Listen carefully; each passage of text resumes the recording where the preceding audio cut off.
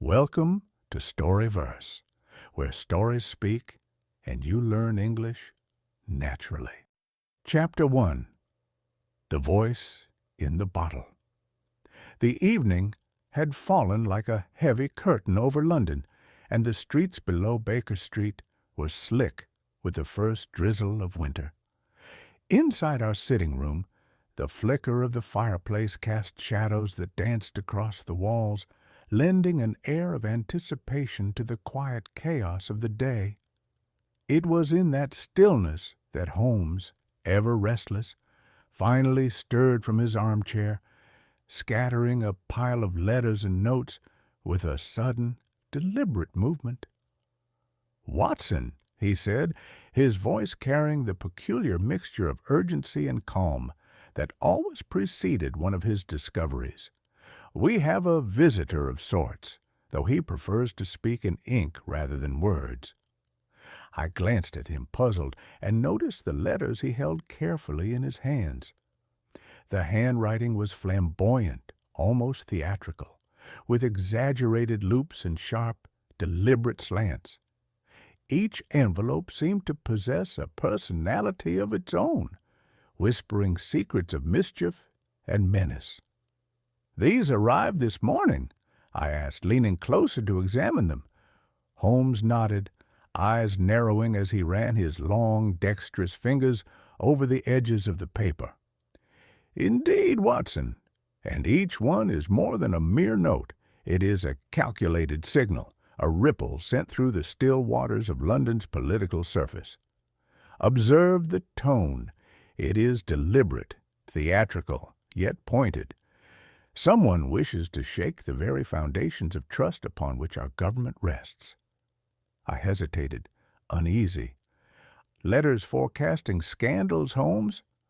Are they serious threats or merely idle threats meant to provoke?" Holmes allowed a small smile, sharp but fleeting. "Idle threats do not follow a pattern, Watson.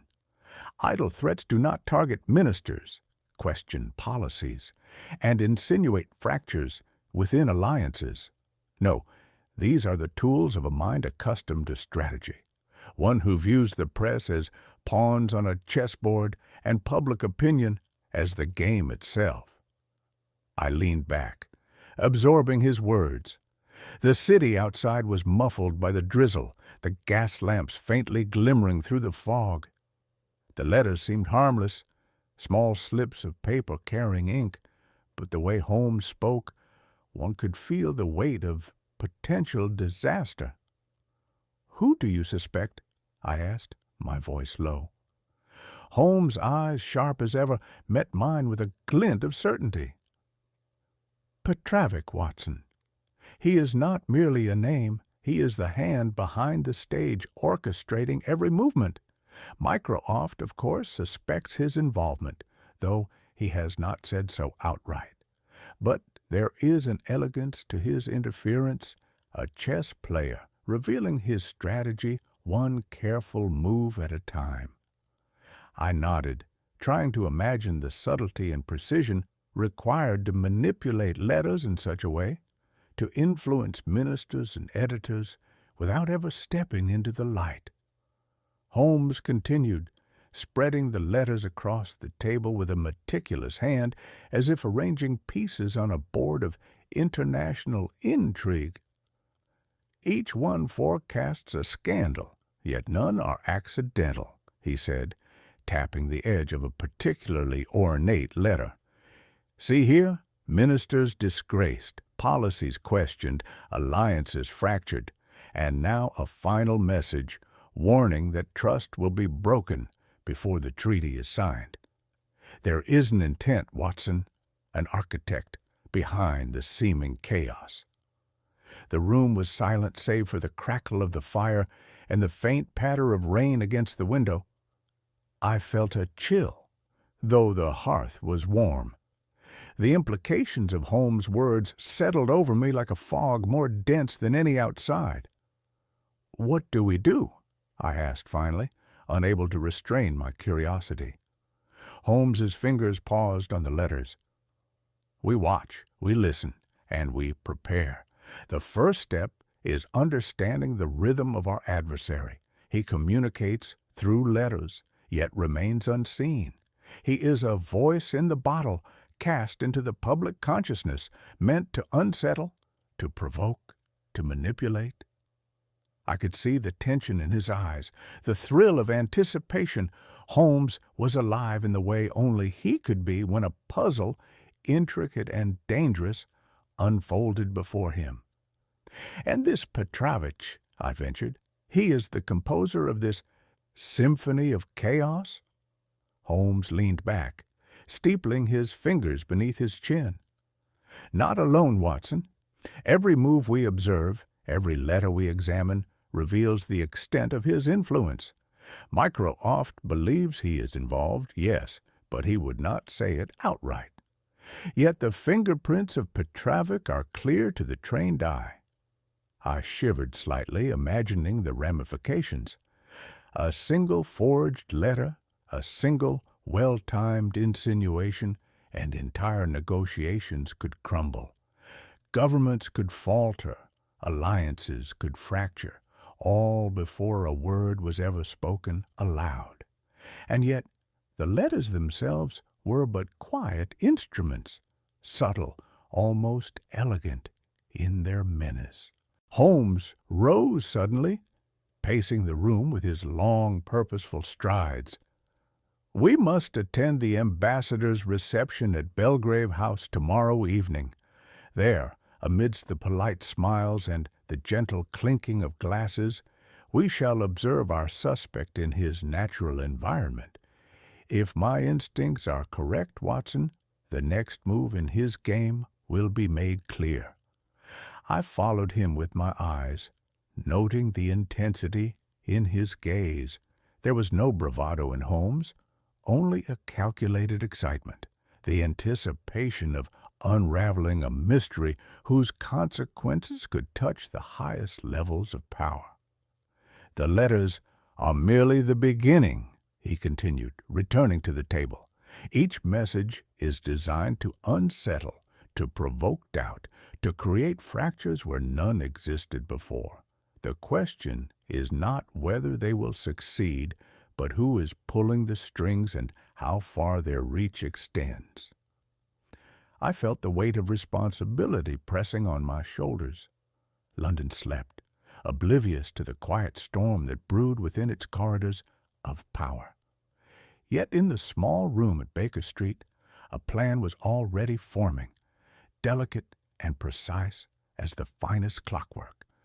Holmes would bait, he would watch, and he would reveal. "And so, Watson," he said finally, his voice a low murmur as he gathered the letters with careful hands, "we step into the shadows of the city, armed not with sword or pistol, but with observation, reason, and an unerring sense of human nature. The voice in the bottle has spoken, but we shall see who listens and who answers." I leaned back, the firelight flickering across my notes as the gravity of our task settled upon me. The streets outside remained wet and silent, yet I knew that by tomorrow evening the game would begin in earnest. For behind the ink and the paper, a human hand guided the course of events, and it was up to Sherlock Holmes to discern its intent before it was too late. Chapter 2. The Chessboard of Deception. The morning fog hung thick over London, curling like ghostly fingers around the lamplights and the wrought iron balconies. Inside Baker Street, Holmes sat hunched over his desk, a small pile of letters spread out before him like a map of a battlefield. Each envelope, each meticulously penned message seemed alive with purpose, as though the ink itself contained intent. "Observe, Watson," Holmes murmured, his finger tracing the slanting loops of the handwriting. "These are not idle warnings or the frantic scribblings of a nervous hand. Each word, each carefully chosen phrase is a move upon a board, a chessboard, if you will, upon which public opinion is both pawn and queen. I leaned closer, squinting at the letters. The tone was indeed unusual, almost theatrical, with an air of menace that seemed to grow with each line. "You mean to say," I asked, "that these letters are part of some deliberate scheme rather than mere threats?" Holmes's eyes, dark and intense, met mine with a gleam that both thrilled and unnerved me. "Precisely, Watson. Consider the subtleties. Ministers' reputations undermined, policies questioned, alliances subtly fractured. The pattern is undeniable. Someone is orchestrating a campaign of influence, manipulating events not through violence or coercion, but through carefully calculated suggestion." I shivered, picturing the consequences. A single misinterpreted letter could ignite scandal, sow distrust, and unravel negotiations painstakingly built over months. London, oblivious, might never know the hand that moved these pieces behind the scenes. "Do you have any suspicions?" I asked.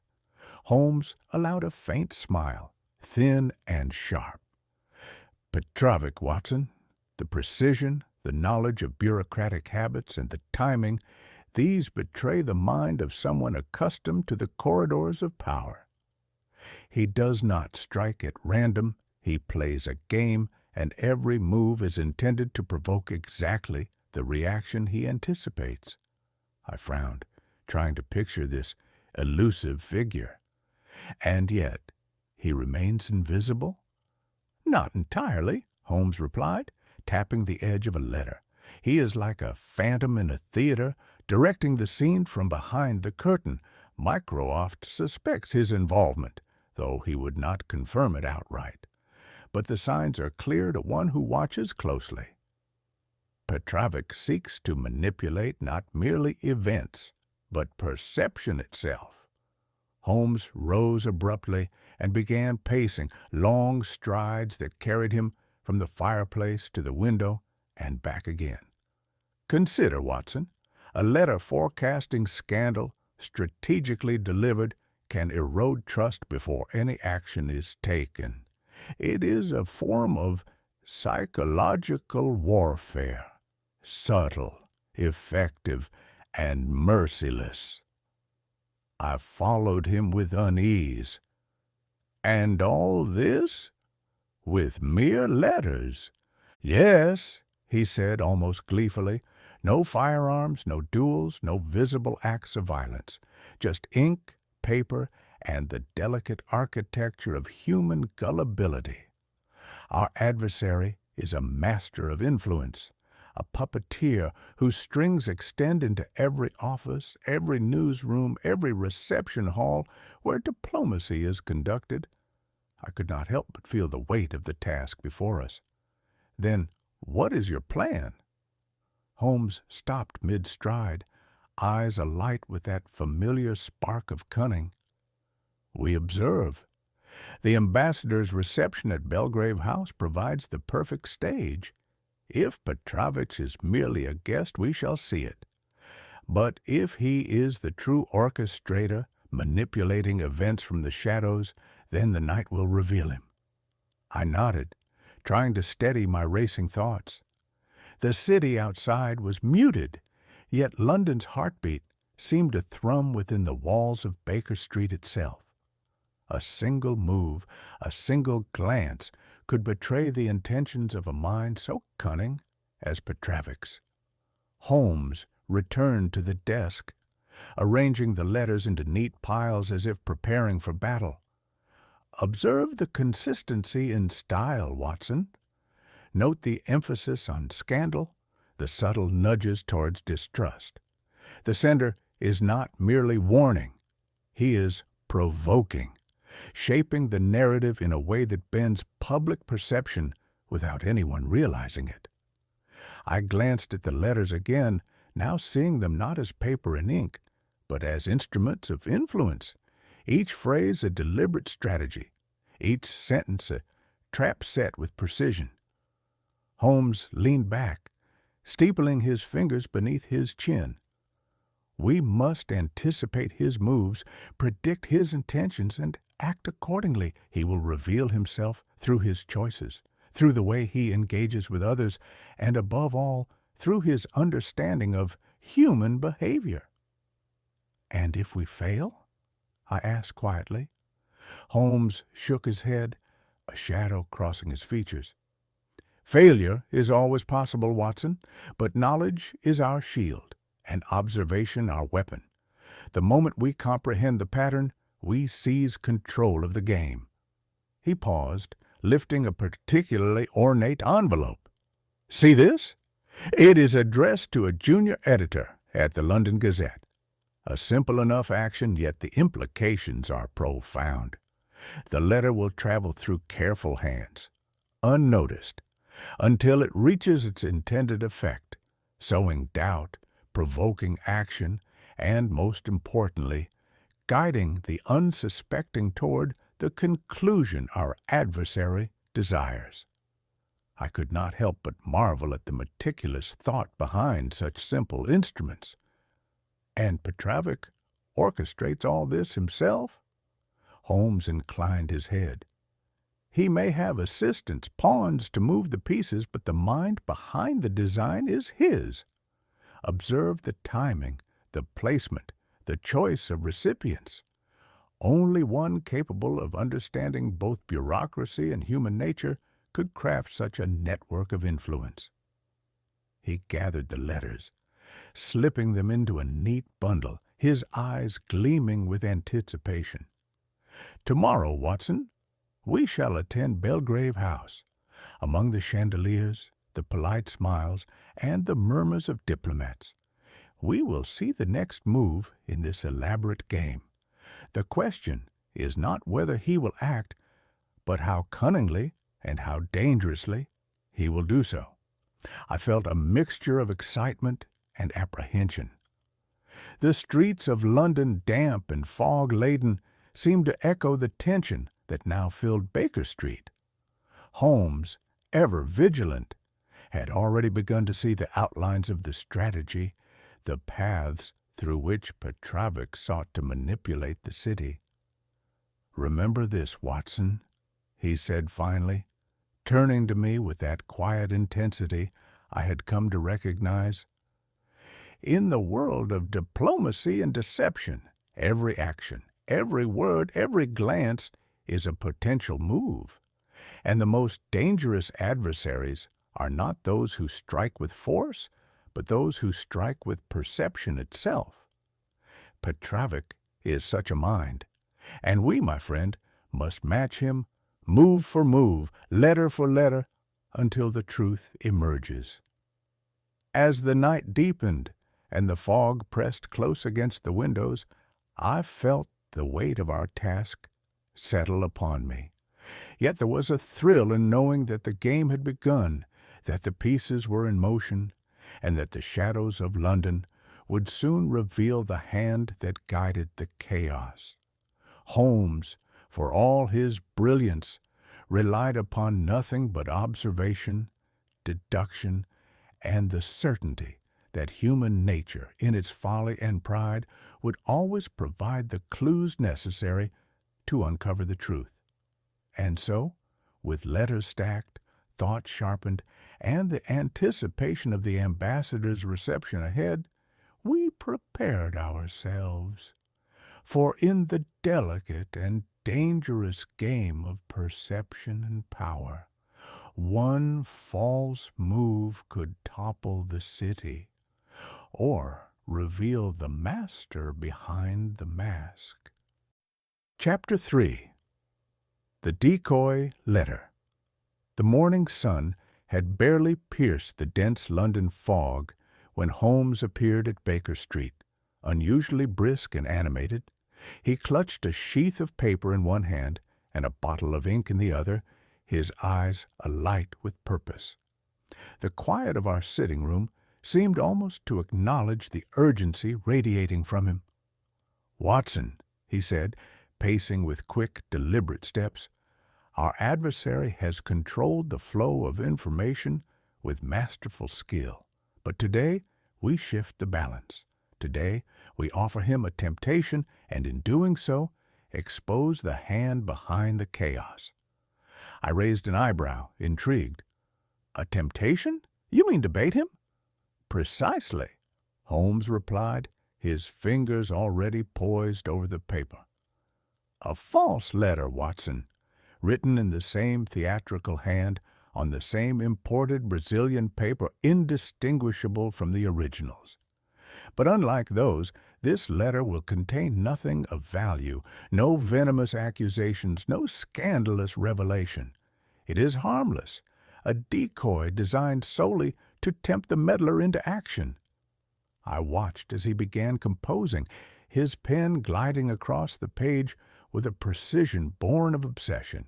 He mimicked the exaggerated loops, the rigid slant, every idiosyncrasy of the original hand. The content was vague but convincing, a hint of an impending scandal involving a high-ranking trade official and a scheme to divert funds to a private company. Enough, Holmes muttered under his breath, to tempt interference, yet false enough to expose the interloper. Once the letter was sealed and dried, Holmes handed it to me with a quiet intensity. To the London Gazette, Watson. Ensure it is delivered into their general correspondence box before mid-afternoon.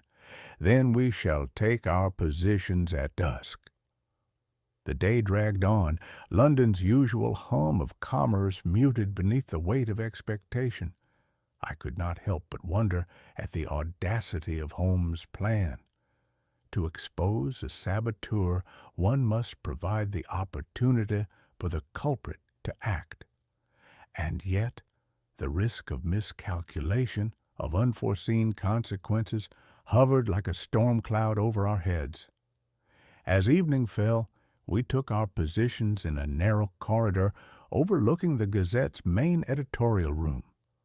Through a ventilation grill, we could observe the interior without detection. The room was quiet, the senior staff having departed for the day. Only a few clerks remained, tidying desks and gathering correspondence. Among them was a young man we had noticed on an earlier visit, slight, with thinning hair and an anxious manner. His name, Lytton had informed us, was Percy Lang, a junior clerk responsible for handling incoming letters. Holmes's gaze immediately fixed upon him. "There," he whispered. Lang approached the table where the decoy letter had been placed that morning. He glanced over his shoulder, then lifted the envelope, turning it in his hands. After a furtive look around, he slipped it into his coat pocket instead of placing it in the sorting tray.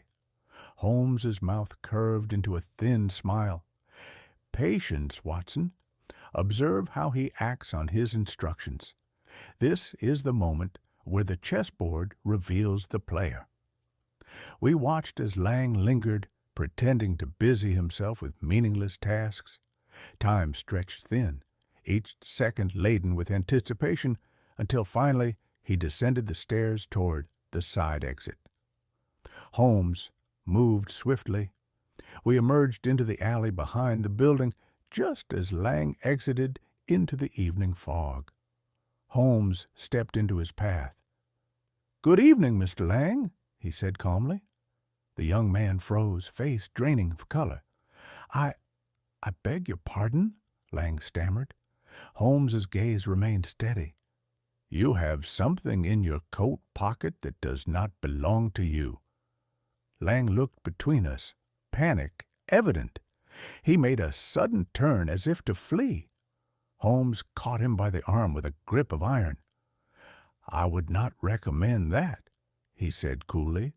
The scuffle was unnecessary.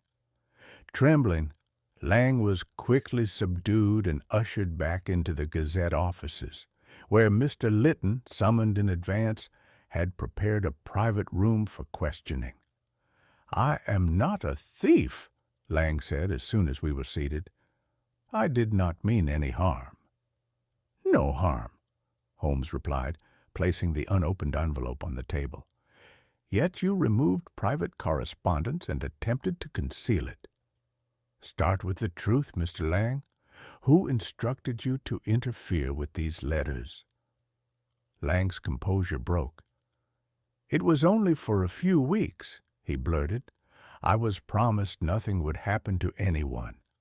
I was only to watch the editor's correspondence and report if any letters arrived with that odd-looking ink." Holmes leaned forward. "Who is he?" Lang hesitated. "I do not know his real name. He approached me outside my boarding house 3 weeks ago. Said he knew about my father's debt at the betting house and could make it disappear if I cooperated." "And did he?" Lang nodded miserably. "The debt vanished. Since then, I passed along details. Who sorts the mail, which messengers come and go. I saw his face only once. He wore gloves and a hat most of the time, but one evening he removed it. He had a scar above his left eyebrow, thin and pale, but deep." Holmes exchanged a glance with me, then turned back to Lang. "You will write a full account, honestly. Mr. Lytton will ensure you are protected from retaliation. Hold nothing back, and you shall remain safe. Conceal anything, and the consequences will not favor you." Lang nodded, relief and fear mingling in his expression. Holmes rose, gathering his coat. "We are close now, Watson. Too close for our opponent's comfort. He has begun to use pawns, and pawns, when broken, often speak." The decoy letter had done its work. By offering the saboteur a temptation, we had exposed the first layer of his intricate network. The chessboard of London's intrigue was slowly revealing the players, and the next moves promised even greater revelations. Chapter 4. The Junior Clerk. The fog-laden streets of London seemed heavier that evening, the gas lamps casting long, distorted shadows along the cobblestones. Holmes and I followed Percy Lang, the young junior clerk at the London Gazette, down narrow alleys and quiet thoroughfares. He moved nervously, glancing over his shoulder as if the mist itself carried threats. I could see the tension coiled tightly in his slight frame, his thin hair dampened by the evening chill, and I realized that the decoy letter had already set into motion a chain of events far beyond mere observation. Lang led us to a neglected part of Graymire Lane, a stretch of crumbling brick buildings and shuttered windows. The faint smell of soot and damp stone filled the air, mingling with the faint odor of ink and paper that seemed to cling to Lang himself. Here, in this forgotten corner of the city, he claimed the man he obeyed had taken residence. "This is it," Lang whispered, his voice trembling. "Langley House Weekly Rooms. He rented the top floor 2 weeks ago under the name Mr. Reed, but I once overheard someone call him Varick, thinking I was out of earshot." Holmes nodded slightly, his gaze sharp and calculating. "You have done well, Mr. Lang. Now remain outside. If anyone approaches the building, signal twice. We do not wish to be discovered prematurely." Lang retreated into the mist, his hunched shoulders blending into the shadows. Holmes turned to me, his eyes scanning the building, reading the lines of decay and neglect like a map. "Our masked scribe has taken refuge here," he murmured. "Let us see the birds he has been hatching." We ascended the narrow, creaking stairwell, each step protesting our weight. The hallway on the top floor was lined with cracked plaster and faded wallpaper, the scent of old wood and stale air heavy around us. Holmes paused before the last door on the right, producing a slender set of tools from his coat pocket.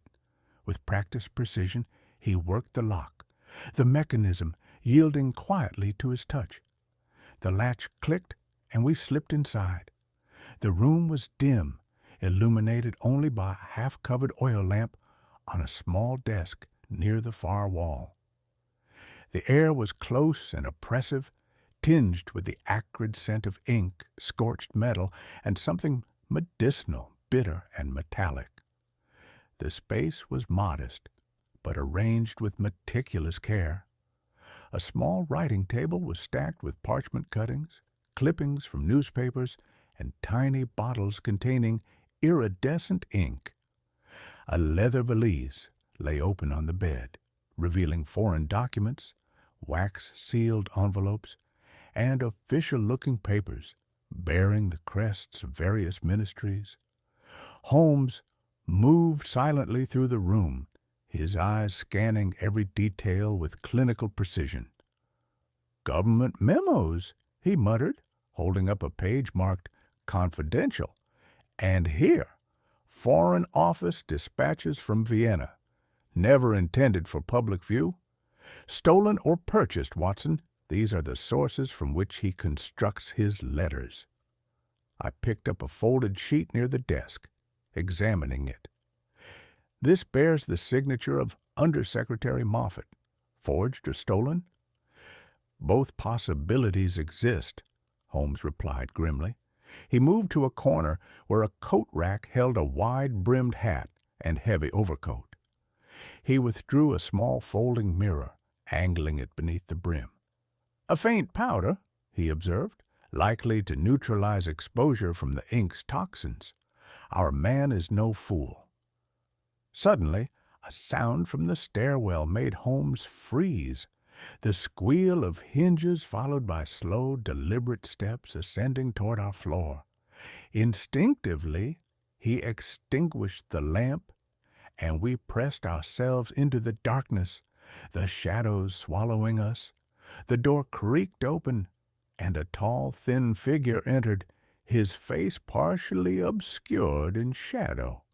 His shoulders were squared, movements deliberate, his eyes scanning the room with predatory calculation.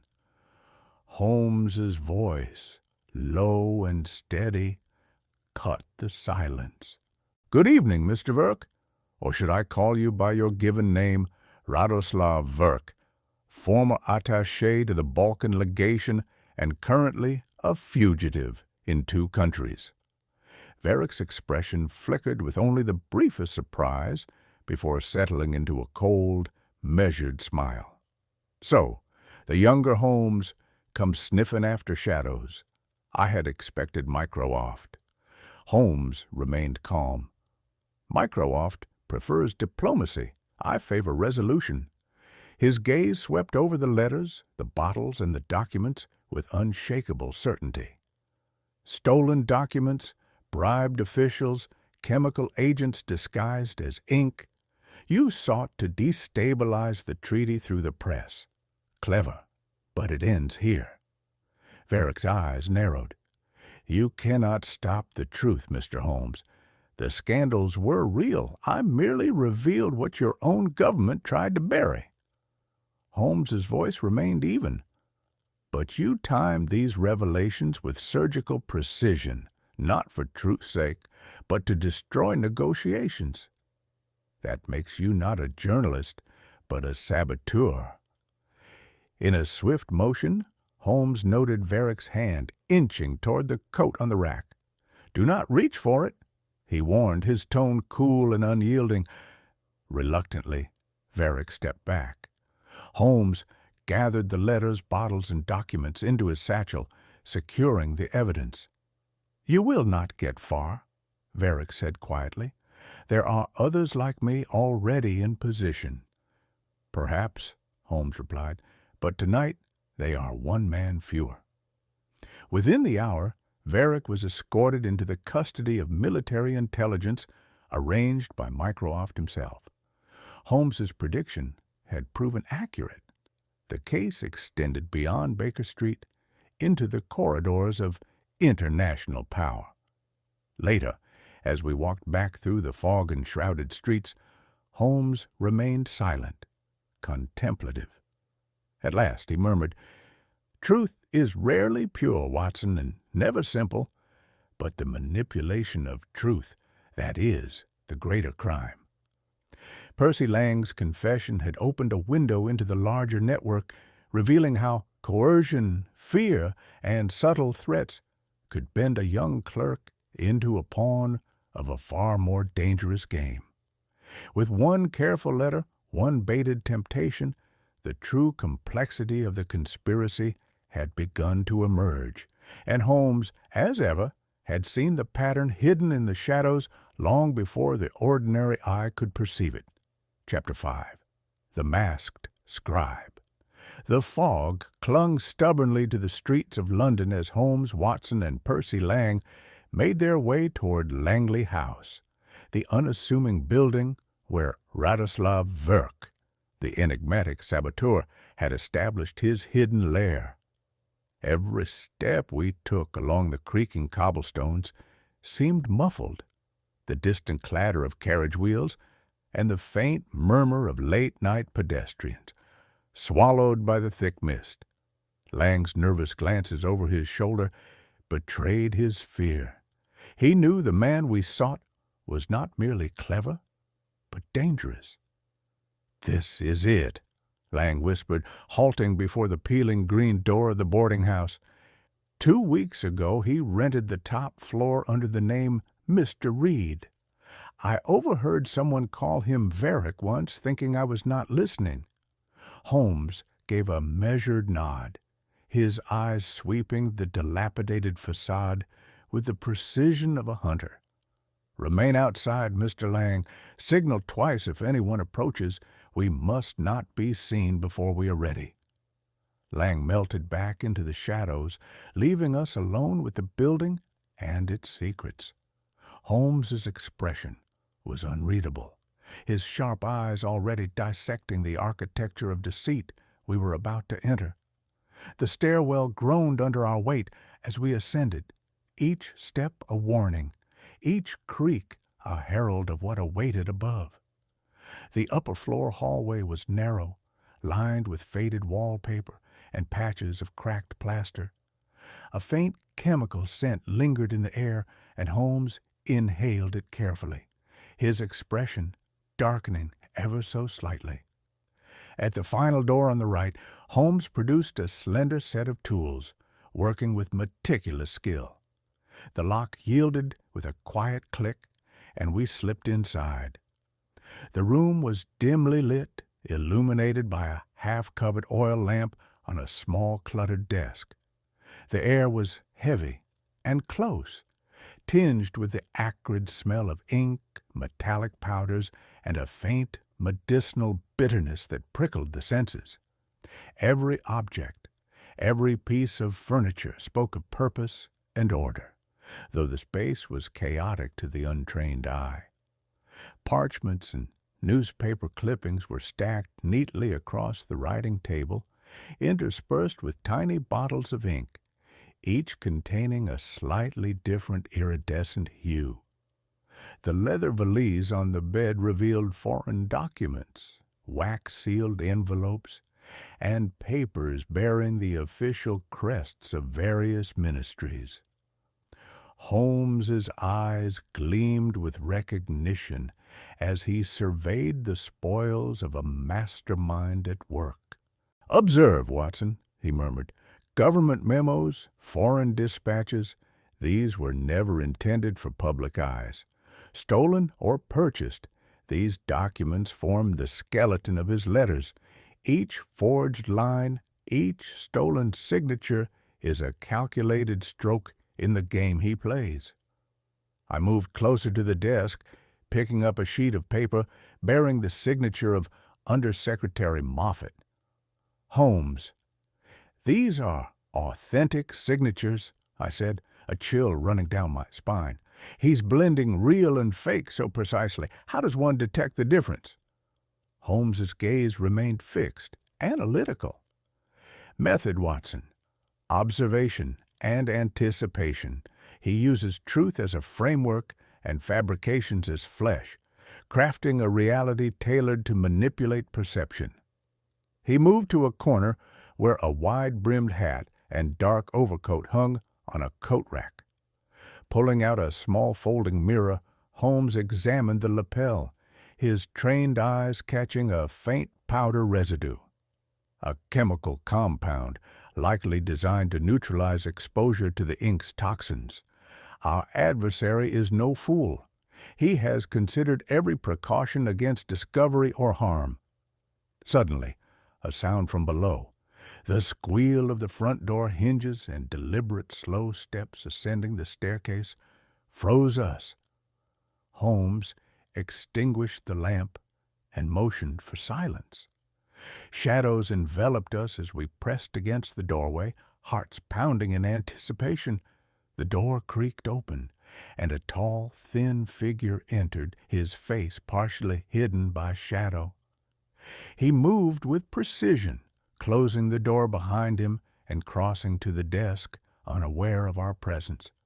Holmes, with lightning-like decisiveness, struck first, bringing his cane sharply across the man's wrist. The intruder cried out, dropping the letters he had picked up. I leapt forward, locking the door behind us. "Good evening, Mr. Verk," Holmes said calmly. "Or should I call you by your given name, Radoslav Verk, former attaché to the Balkan legation and currently a fugitive in 2 countries." Verk's expression betrayed only a fleeting flicker of surprise before he composed himself into a cold, controlled smile. "So the younger Holmes comes sniffing after shadows. I had expected Mycroft." Holmes's voice remained steady. "Mycroft prefers diplomacy. I favor resolution. Stolen documents, bribed officials, chemical agents disguised as ink. You sought to destabilize the treaty by manipulating London's press. Clever, but it ends here." Verrick's eyes narrowed, his hand instinctively moving toward the coat. "You cannot stop the truth, Mr. Holmes. The scandals were real. I merely revealed what your government sought to bury." Holmes shook his head slowly. "But you timed your revelations to destroy negotiations, not to inform the public. That makes you not a journalist, but a saboteur." Reluctantly, Verrick withdrew his hand.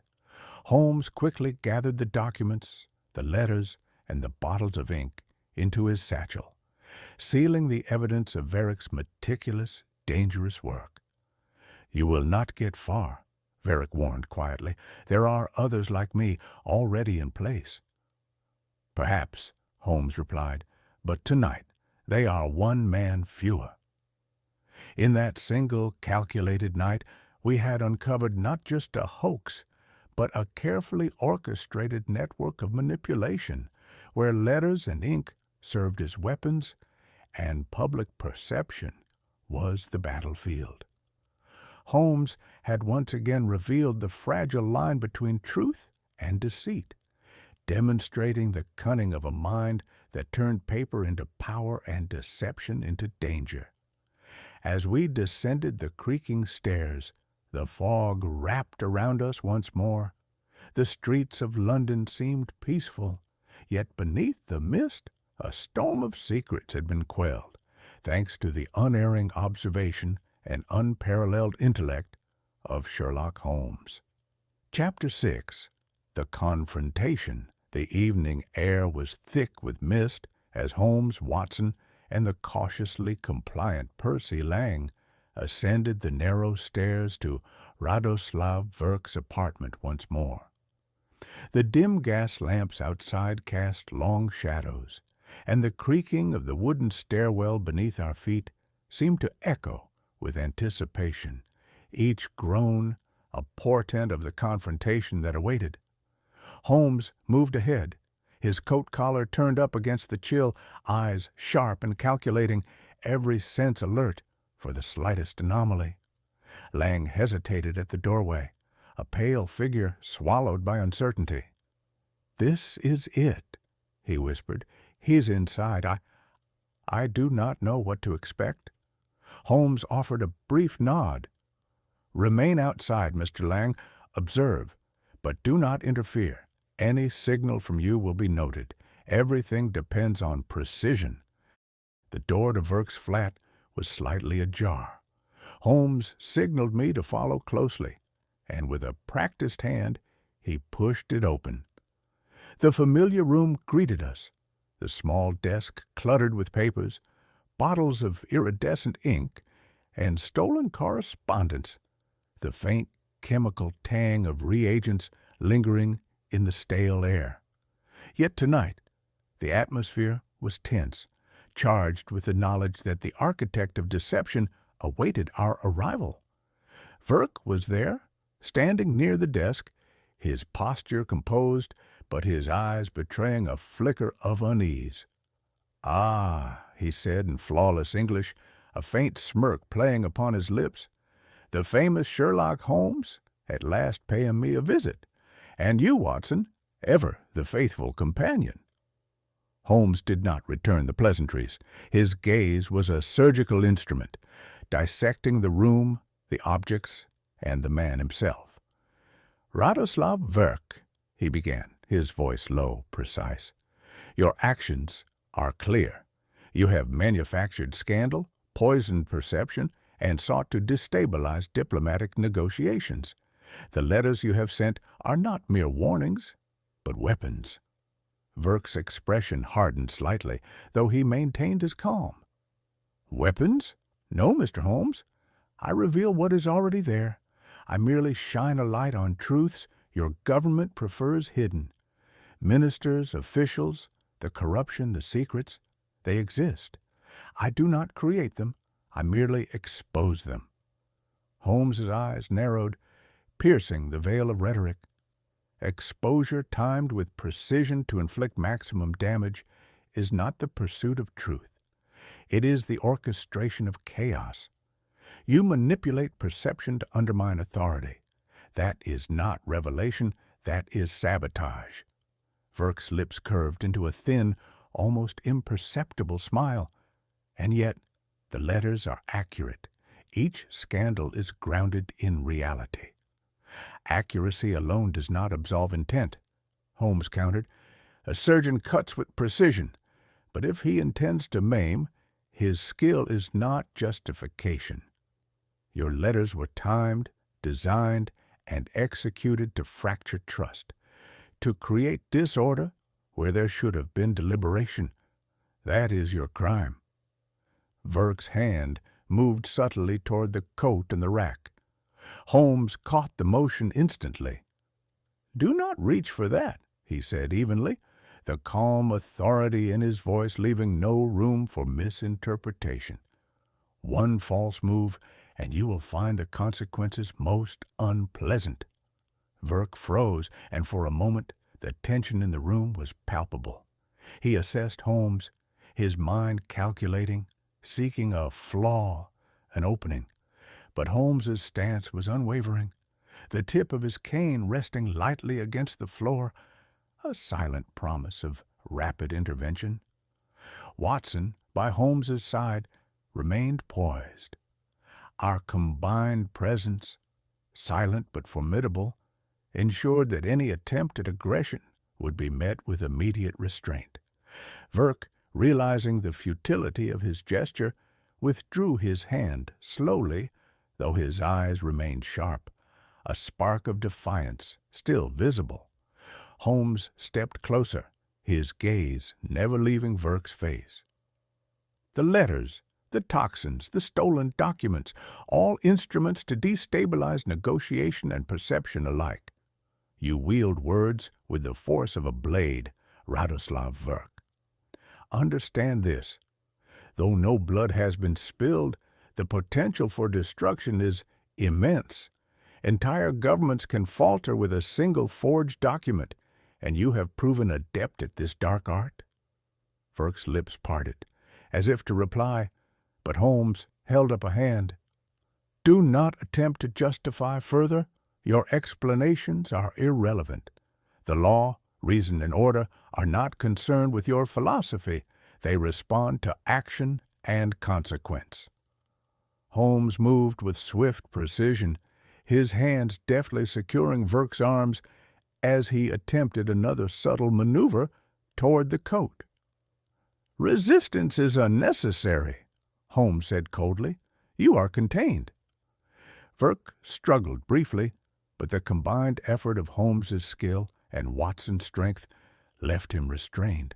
The man's defiance softened into reluctant acceptance. "Very well," he muttered. "You have caught me, Holmes. But consider, words alone cannot be stopped. Others will follow. The truth left unguarded is a blade in waiting." Holmes inclined his head, acknowledging the statement, yet his voice remained firm. "Perhaps. Yet tonight you are no longer free to shape events through stealth and deception. The letters, the forgeries, and the toxins, all evidence secured. You will answer for your actions under the watchful eye of the authorities." Verk's gaze softened, not with submission, but with a strange, almost artistic pride. "You are correct, Holmes. I played my part, and now it ends. But remember, the mind that crafts words can wield as much influence as the hand that wields a sword." Holmes's eyes never wavered. "Influence without accountability is dangerous, Mr. Verk. You have learned this lesson tonight." With that, Holmes guided Verk toward the prepared arrangements for his custody, ensuring the man's secure transfer to British intelligence. The evidence, documents, letters, and chemical agents was meticulously catalogued. The story of the conspiracy preserved for investigation, ensuring that the intricate web of manipulation could no longer threaten diplomacy. As we walked away from the flat, the fog outside seemed less ominous, the night calmer, though the weight of what we had uncovered lingered. Holmes remained silent, contemplative, eyes distant, the events of the night settling into the quiet brilliance of his mind. "Words can wound as sharply as any blade, Watson," he murmured finally, "and those who wield them carelessly or maliciously must be stopped." I noted every detail, the drama, the tension, and the revelation of human cunning, recording in my mind and notebook alike the lessons that unfolded that night. Radoslav Verk, though unarmed and bloodless, had demonstrated that the quiet manipulation of perception could rival the loud chaos of violence. Yet, thanks to Holmes's vigilance, precision, and insight, the danger had been neutralized. For a brief moment, the city's fog seemed to retreat, yielding to clarity, as if acknowledging that, though darkness existed in human ambition, it could be confronted, understood, and controlled by reason, courage, and intellect, and thus concluded the confrontation, one of words, wit, and will, a testament to the power of observation and the enduring skill of Sherlock Holmes. Chapter 7. The Capture.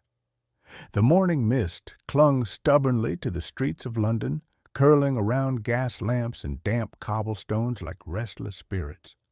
Holmes and I moved quickly through the fog, our footsteps muffled by the heavy cloak of dampness that settled over Baker Street. The previous night's confrontation with Radoslav Verk had ended with his capture. Yet the true gravity of his actions began to dawn on me only as we approached the secure compound where British intelligence held him.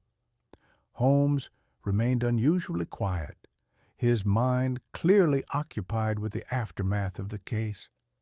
His eyes, sharp and calculating, scanned the streets and the buildings we passed as if searching for some unseen ripple of the chaos Verk might still be creating. "Watson," he said at last in a low voice, "observe closely. This is not merely the detention of a criminal. This is a lesson in vigilance, perception, and the fragility of trust. We arrived at the compound, an austere building surrounded by high walls and guarded entrances. Intelligence officers, accustomed to secrecy and discretion, guided us through a series of corridors until we reached a private room where work was being held. The room was stark, lit by a single overhead lamp that cast angular shadows across the floor.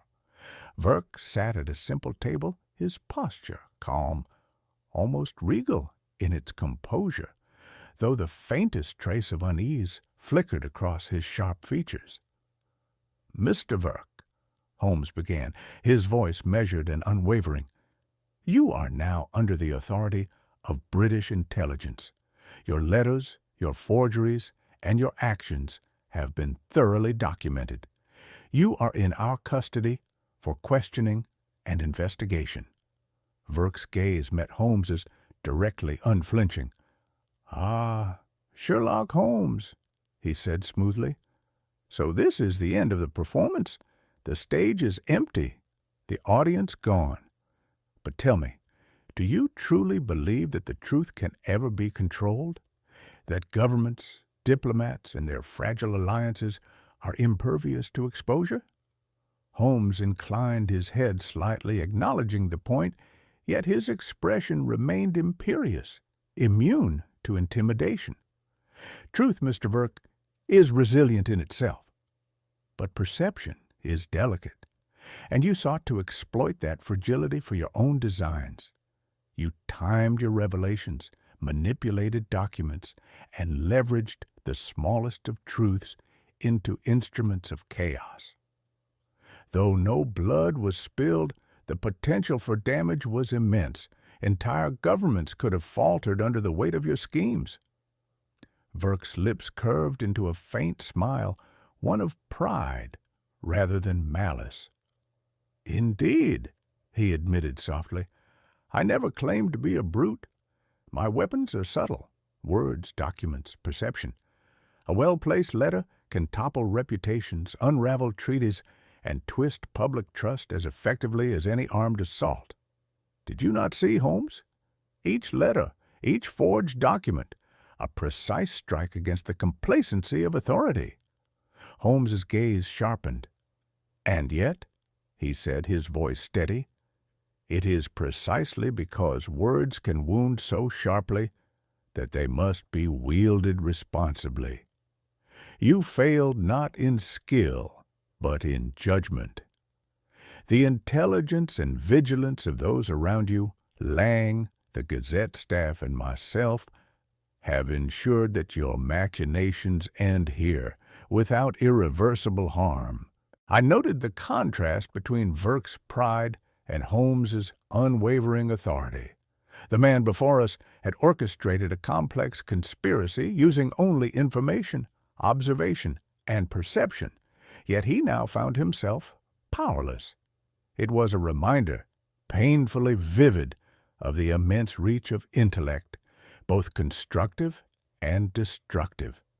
Holmes continued, pacing slowly around the room, eyes flicking to the scattered papers and bottles of ink still present from the earlier raid. "Observe, Watson.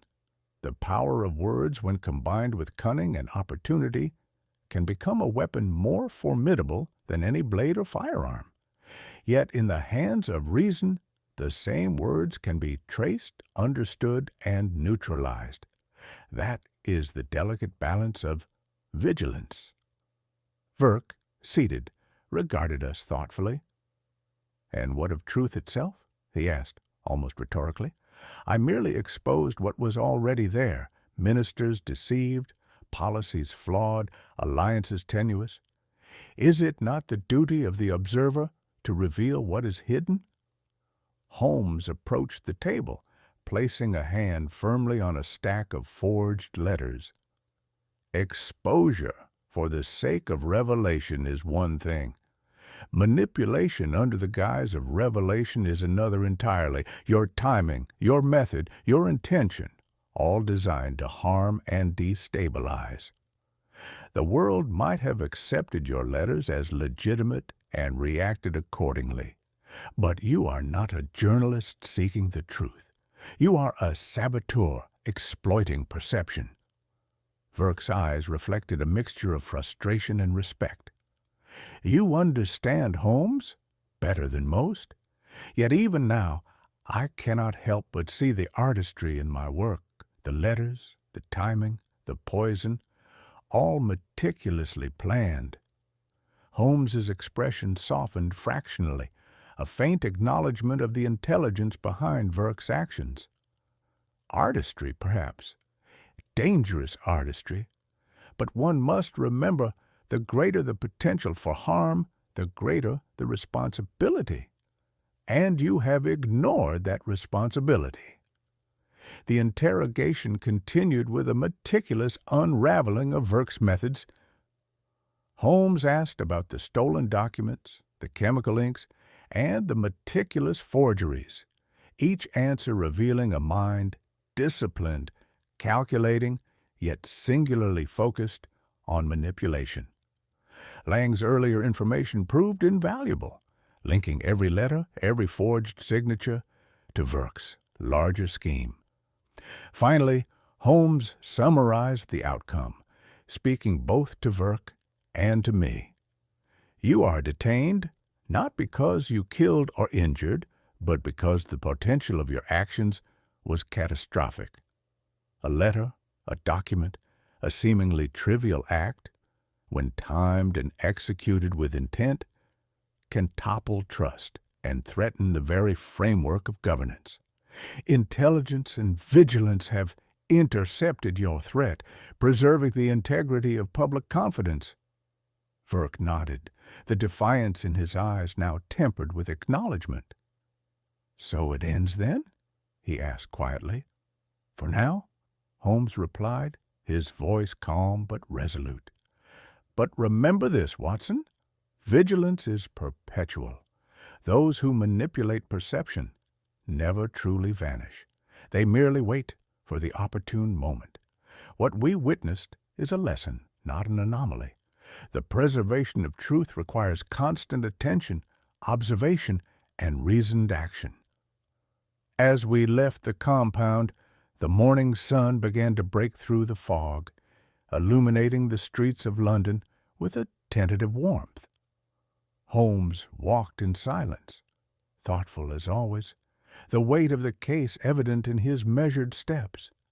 I noted his contemplative demeanor, understanding that the capture of Radoslav Verk was but one act in a larger ongoing play, the eternal struggle between deception and discernment, perception and truth. Holmes finally spoke, his voice quiet, reflective. Watson, the mind that plots using words is a formidable adversary, yet reason, vigilance, and courage can intercept even the most intricate schemes.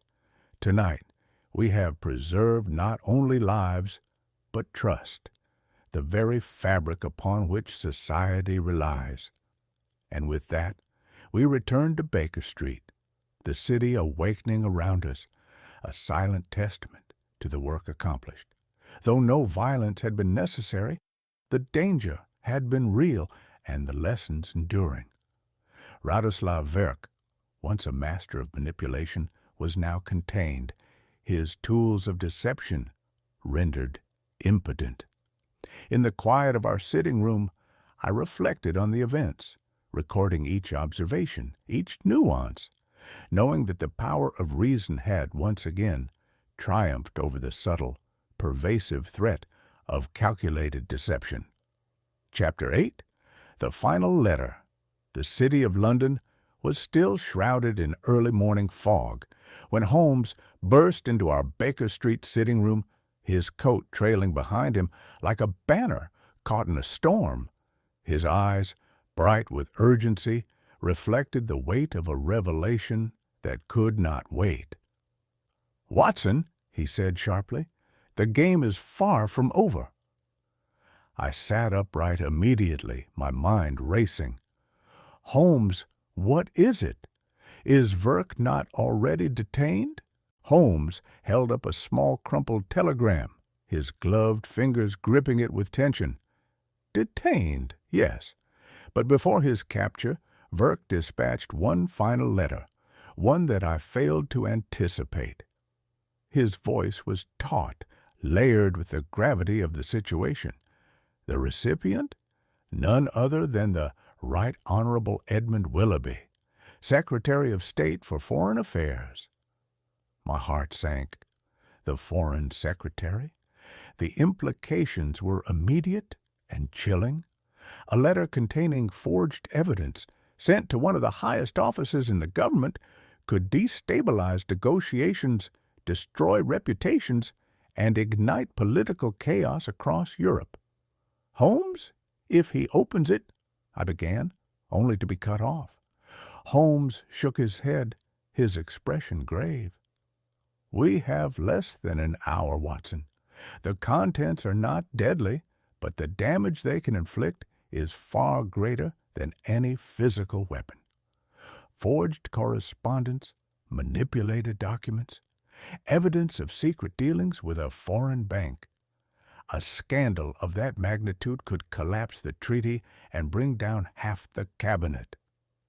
Without hesitation, Holmes grabbed his coat, his long strides carrying him swiftly through the fog-bound streets. I followed, struggling to keep pace as the chill morning air whipped around us.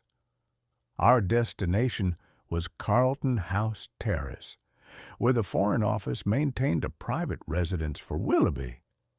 Even at this hour the city's heartbeat was quiet, the mist curling along the pavement like a living thing, concealing our urgency from casual observers.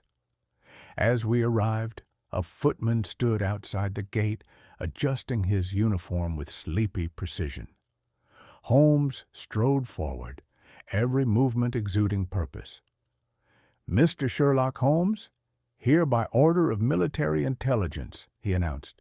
"We must see the Foreign Secretary at once. A matter of national urgency." The footman hesitated, confusion evident. "Sir, he has just risen. He usually reviews his correspondence during breakfast." Holmes's eyes narrowed slightly. "Then we are already late." He pushed past the footman with a quiet but undeniable authority. Inside, we were led directly to the morning room, where Willoughby sat with a silver tray of toast, tea, and a neatly stacked pile of unopened correspondence. His expression shifted from mild surprise to concern as he noticed Holmes's presence. "Mr. Holmes," Willoughby said, adjusting his gray side whiskers, "I was not expecting a visit at this hour." Holmes made no effort to sit, his focus entirely on the task at hand. "You have received a letter this morning," he stated flatly. Willoughby's eyes flickered to the stack of envelopes. "Why, yes," he replied cautiously. "There is one with an odd texture, unusual paper, metallic sheen in the ink." Holmes's hand shot forward, intercepting the letter before it could reach Willoughby. "Do not touch it," he snapped.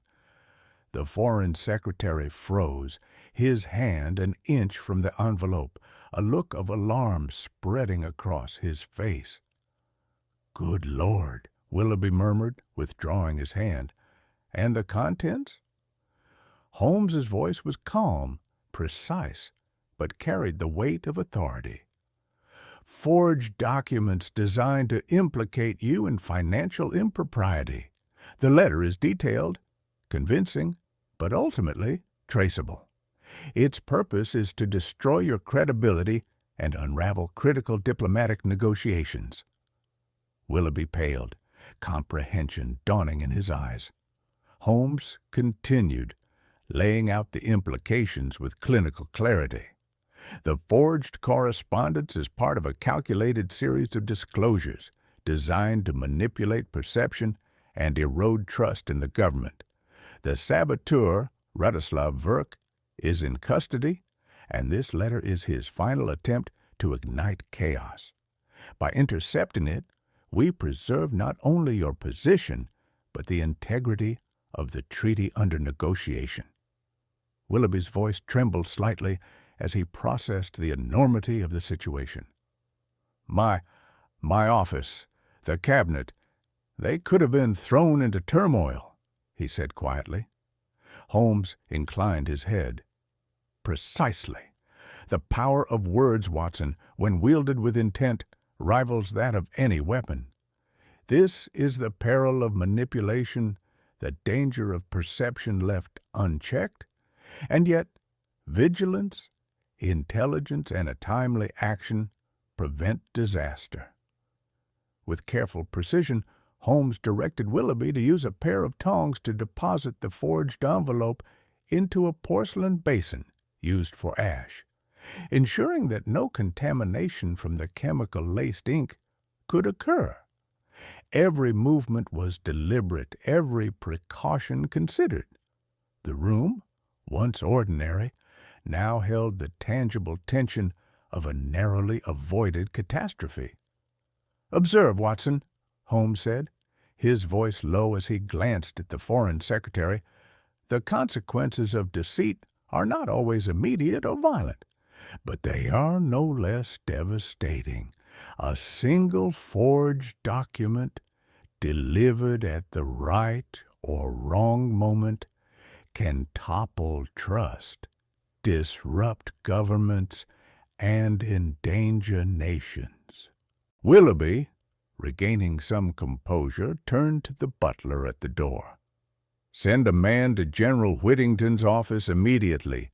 Inform him that Varick's communication has been intercepted and that Mr. Holmes is to be given full access to the documents for verification and follow-up." As the butler departed, Willoughby's gaze returned to Holmes. Gratitude and awe intermingled in his expression. "You have spared the government a profound humiliation, Mr. Holmes, not just the scandal, but the collapse of confidence in our diplomatic efforts. I am indebted to your swift action and foresight." Holmes inclined his head modestly. "Truth can withstand time and scrutiny, Willoughby, but it cannot survive the flames of deliberate distortion. In a world increasingly shaped by words, vigilance is our shield, and discernment our sword." As we left Carlton House Terrace, the sun began to break through the lingering mist, casting golden light upon the damp streets. Holmes walked in silence for several minutes, the weight of the morning's events evident in his thoughtful expression. Finally, he spoke, his voice quiet, reflective. "Watson, even when one saboteur is captured, the challenge does not end. Others may follow, waiting for opportune moments to exploit perception and manipulate trust. Our duty is perpetual vigilance. Tonight, the threat has been neutralized, but the lesson endures. Words, carefully wielded, can build or destroy, enlighten or deceive." I nodded, understanding the profound truth behind his words. The danger we had prevented was invisible, yet immense. It was not merely the capture of Radoslav Verk, but the interception of a carefully orchestrated instrument of chaos, a reminder that in the age of information, intellect, and vigilance are the truest protectors of society. Holmes paused at Baker Street, glancing back toward the awakening city. "For now, Watson, the letter is contained, the damage averted, and the treaty preserved. But always remember, the unseen hand behind the page may strike again. And when it does, reason must be ready to meet it." In that quiet morning, the city stirred around us, unaware of the narrow escape from scandal that had just occurred. Holmes's sharp mind and unwavering dedication had once again preserved not only the reputation of a government, but the fragile fabric of trust upon which it relied. The final letter, intended as a weapon, had been transformed into evidence, a testament to the power of vigilance, intelligence, and reason. Chapter 9. Interception and revelation. 3 days had passed since the crisis of the forged letter, and London continued its quiet rhythms, seemingly oblivious to the catastrophe narrowly avoided. Holmes, however, remained ever vigilant, pacing the rooms of Baker Street with a restless energy that spoke to the mind racing behind those piercing eyes. The city's fog lingered in patches along the Thames, but within our flat the tension was palpable. Holmes' mind was occupied not with the captured saboteur, but with the broader implications of the plot.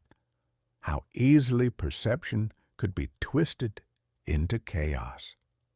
"Watson," he began one afternoon, his voice low and precise, "Verk's final letter to the Foreign Secretary was more than a simple act of mischief.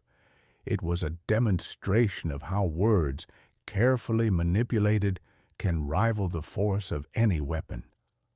I watched him place a freshly penned note on the table, his fingers lingering on the edge. "And you intercepted it?" I asked, recalling the urgency with which we had raced through the fog-bound streets days prior. Holmes's lips curved into a faint smile. "Indeed, but the act of interception, though critical, is only one aspect. Observe, Watson, the interplay of intelligence, strategy, and timing. By understanding Verk's methods, we could predict his final move and neutralize it before it reached its intended target. In this case, the Foreign Secretary himself." Holmes leaned back, his gaze distant, as if replaying the morning when we had arrived at Carlton House Terrace. "The letter," he continued, "contained fabricated documents implicating Willoughby in clandestine dealings with a foreign bank. It was designed to create scandal, collapse the treaty negotiations, and manipulate public trust. Yet, with careful planning and precise timing, we ensured it became evidence rather than destruction. The memory of racing through the misty streets, the urgency in every step, and the delicate interception of the chemical-laced letter returned vividly. Holmes' foresight had ensured that a disaster never reached its potential. But what fascinated him, and what he sought to teach me, was not merely the interception. It was the lesson it contained. "Consider, Watson," Holmes said, pointing toward the window where the city's activity stirred below, "how fragile truth can be when left unguarded. A single document, a single misinterpreted phrase, and entire governments may teeter on the edge of chaos." Verk understood this. He exploited timing, perception, and the natural appetite for scandal. Yet he underestimated the power of observation and anticipation. Holmes rose suddenly, moving to a small cabinet where he kept the recovered documents and the chemical-laced ink that had threatened to harm the editors. Each item, carefully catalogued and secured, told a story of meticulous planning, patience, and ambition. He examined a bottle of ink with a glint of curiosity in his eyes. "Notice, Watson, the subtleties in his preparations, the toxins, the forged letters, the stolen documents. All are instruments, but the instrument is meaningless without the hand to wield it. In this instance, the hand is reason, observation, and intelligence." I followed him as he paced again, his cane tapping against the floor with measured precision. "Holmes," I ventured, "it seems almost impossible that a man could achieve so much without detection, yet you intercepted the final act. How did you anticipate it?" Holmes paused, his expression reflective. "Patterns, Watson. Every scheme, no matter how convoluted, leaves traces. Microoft, our liaison, provided information on Verrick's previous activities. His instructions to the junior clerk, the placement of decoy letters, and the timing of his correspondence all pointed to the final attempt. The art lies in recognizing the invisible threads connecting actions to intent. Once we see those threads, the outcome is no longer left to chance. He gestured toward the recovered letters, now neatly stacked and secured. These documents, now in our possession, demonstrate the fragility of perception. Words carefully orchestrated can manipulate trust, disrupt negotiations, and create the illusion of reality. Verk's genius, if one could call it that, lay in his understanding of that power. But intelligence, vigilance, and quick thinking are equally powerful weapons against such manipulation. Holmes's voice softened as he reflected further. It is not merely about capturing a saboteur or preventing a letter from reaching its destination. It is about understanding the subtle war that occurs in shadows, in ink, in the unseen corners of communication. Varick sought to weaponize information. By intercepting his final letter, we demonstrated that reason and foresight are the shields against such invisible threats. I watched Holmes catalog the evidence with meticulous care. Each letter, each fragment of information was examined not only for what it revealed, but for what it implied. The care he took in piecing together the narrative of the plot highlighted the fine line between truth and deception. One misstep, one misinterpretation, and the consequences could have been catastrophic. Holmes turned toward me, his expression resolute. Remember this, Watson. The true danger is not in falsehoods themselves, but in their timing and presentation. An innocent lie at the wrong moment can ignite chaos. A skilled manipulator understands that. Our task is to observe, anticipate, and intervene before harm occurs.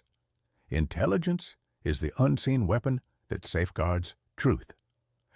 As the afternoon light streamed through the windows, illuminating the recovered letters and documents, I understood fully the lesson Holmes sought to convey.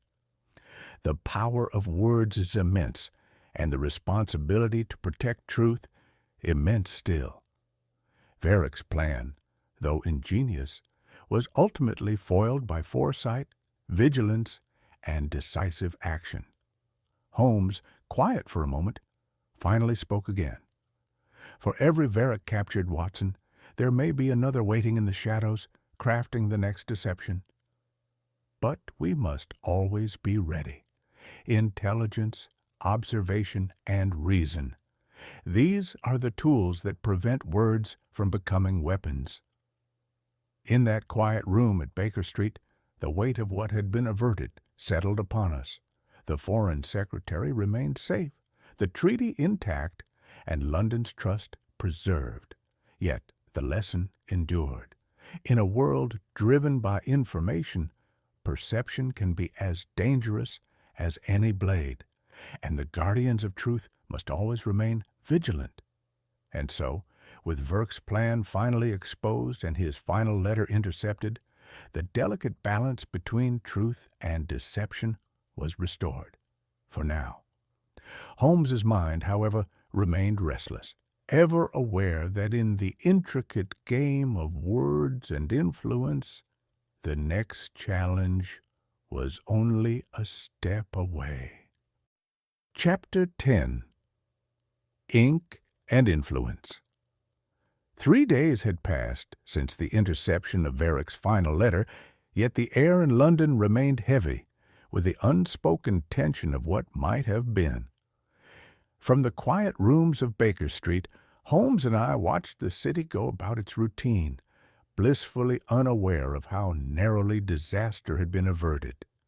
The streets, fog-laden and mysterious, seemed to mirror the hidden layers of deceit we had just unraveled. Holmes sat by the fireplace, his sharp eyes scanning the Morning Post as I took notes in my journal. "Watson," he said finally, breaking the silence, "the case of Radoslav Verk is concluded, yet it is not entirely so. Every man captured, every plot foiled, tells us only part of the story." I raised an eyebrow.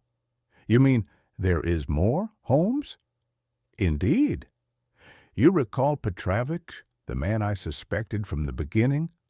Holmes asked, his tone steady, yet tinged with a subtle gravity. "Of course. You believed he orchestrated the scheme behind the scenes," I replied. Holmes nodded. Verk, or Varick as we now know him, was the instrument. A skilled, meticulous saboteur, yes, but not the composer. Petrovich is the mind behind the manipulation. He is Varick's cousin, bound not by blood, but by allegiance and ideology. Where Varick executed the letters, Petrovich conceived them, shaping the game of deception with a masterful hand. He paused, letting the weight of his words settle. And yet, despite his influence, he remains untouched. Diplomatic immunity shields him from prosecution. The Crown does not trade war for ink and shadows, Watson. His freedom is the cost of preserving fragile international relations. But the lesson remains, and it is invaluable. I sat in contemplation, realizing the complexity of what had transpired. So, the treaty is safe, the Foreign Secretary unscathed, yet the true threat remains at large? Holmes's expression softened slightly. "Yes, but consider what has been achieved.